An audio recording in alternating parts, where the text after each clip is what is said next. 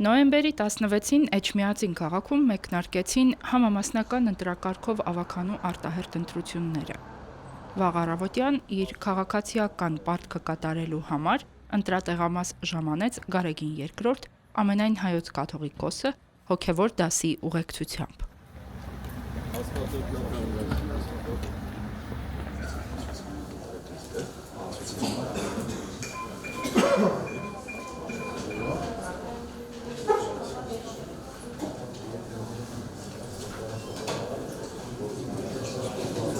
Նորին սրբությունը եւ Մայրաթորի միաբանները ընտրությանը մասնակցեցին Էջմիածնի 14 կոտորակ 11 ընտրատեղամասում։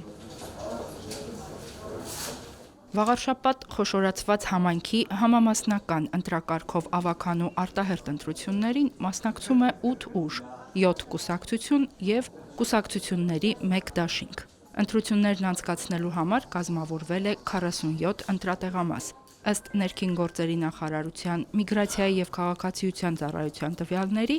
համայնքի ընտրողների թիվը 69866 է։ Ընտրությունները եւ քվեարկության ընթացքը լուսաբանելու համար հավատարմագրվել է 31 տեղական զանգվածային լրատվամիջոցի 209 ներկայացուցիչ։ Հավատարմագրվել է նաեւ 6 դիտորդական առաքելություն, որից 2-ը համատեղ։